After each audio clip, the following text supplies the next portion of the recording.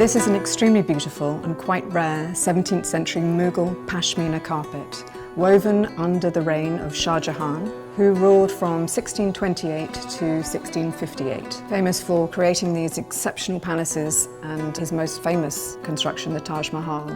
Shah Jahan in particular was influenced by what we know as the herbals, botanical watercolours that came through from the West.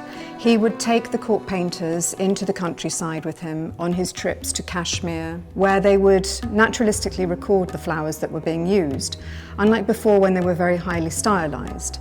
So for the first time we're seeing this interpretation of the flowers being drawn into the carpets.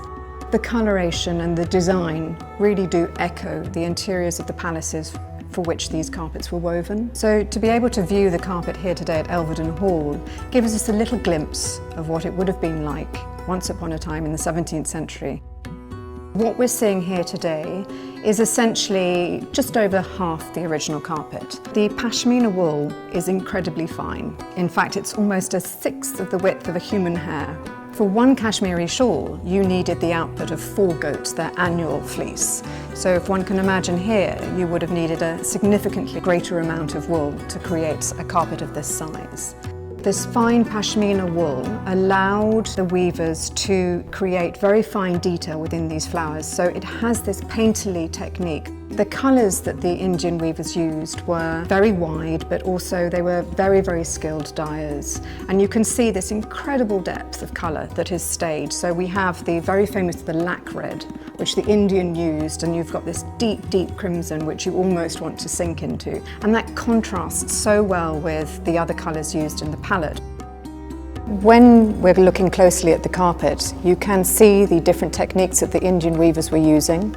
This technique of colour mixing, where we can see within these flowers they appear to be essentially a pink leaf, but within the centre the weavers have mixed colours, which creates a third tonal shade, adding this sense of sculptural perspective which hadn't been used before.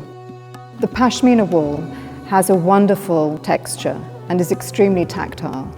It's very finely woven, and this extreme lustre which changes the appearance of the carpet as one walks around it. 17th century pashmina carpets are extremely rare. Essentially, there are only 4 examples today that remain in private hands. To be able to handle one of these extraordinary carpets is a rare opportunity. It is a carpet of complete beauty, and it was woven under a period of connoisseurship with an enlightened patron, and it is one of the greatest Indian carpets ever woven.